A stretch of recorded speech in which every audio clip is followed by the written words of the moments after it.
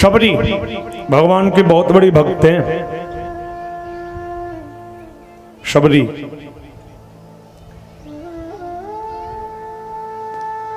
इंतजार कर रही हैं, राम आएंगे राम आएंगे। कब से पता है? हजारों सालों से। गुरु के वचनों पर भरोसा कैसा होना चाहिए ये जानना है तो शबरी का प्रसंग पढ़िए। कैसा विश्वास गुरु के वचनों पे हो। शबरी की कथा बड़ी अद्भुत कथा है। ये पूर्व जन्म में पता है एक रानी थी शबरी, बहुत बड़ी रानी थी शबरी। और जब एक राजा के साथ इनका विवाह हुआ, राजमहल में रहती शबरी, तो ये रानी थी जिस समय, तो इन्होंने देखा कि सामने मंदिर में भजन कीर्तन हो रहे थे, नृत्य चल रहा था, कीर्तन चल रहा था। और रानी ने देखा, खिड़की में से देखा तो बड़ा सुंदर आनंद आ रहा है। इसने राजा से कहा आज्ञा मिले तो मैं भी जाकर के इस भजन में आनंद ले आऊं। तो बोले नहीं, तुम नहीं जा सकती क्योंकि तुम रानी हो, तुम नहीं जाओगी, तुम मर्यादा में हो। और मर्यादा कहती है कि रानी को इस प्रकार जाकर के इन लोगों के बीच में नाचना नहीं है। और उसी समय रानी ने सोचा कि इसका मतलब रानी होना बेकार है। और वहीं पर सरोवर में रात्रि में जाकर के खड़ी हो गई और रात भर चिंतन करती रही कि ये देह कैसे भी छूटे और प्रभु कुछ भी बनाना, पर किसी उच्च कुल में मत जन्म देना कि ऐसे भजन में मुझे जाने से रोका जाए।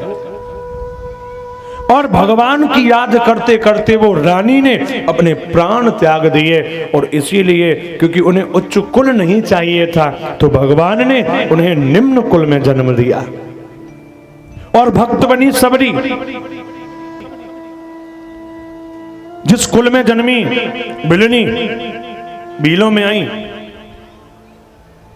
भक्त तो थी शुरू से, बचपन से पहले जन्म का प्रभाव था शबरी पे, इसलिए बहुत बड़ी भक्त थी। विवाह की तैयारी हुई, शबरी का विवाह करने लगे घर वाले। विवाह की तैयारी हो गई तो क्या देखा, शबरी तैयार हो रही थी, बारात आ गई थी, शबरी को तैयार किया जा रहा था। तो शबरी ने देखा एक कमरे में बहुत सारे भेड़ बकरी बंधे हुए।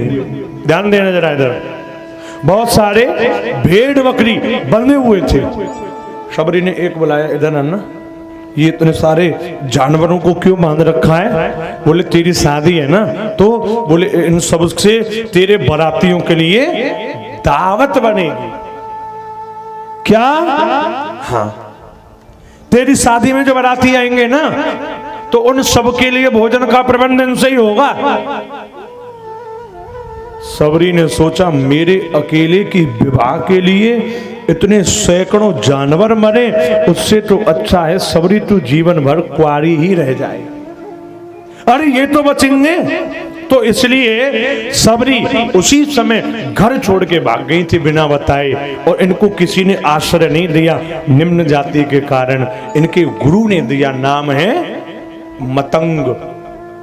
मतंग मुनि ने इन्हें आश्रय दिया और मतंग मुनि के यहाँ ये रही, उनकी सेवा करी इन्होंने, गुरु मतंग की।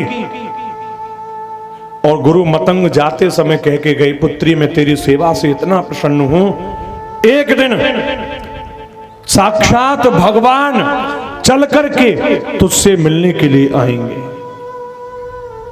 कह के गए। महीने बीत गए, साल बीत गई, पर राम नहीं आए। पर रोज शबरी फूल तोड़ तोड़ के बिछाती और रोज शबरी बेर तोड़ के लाती, मेरे राम आएंगे।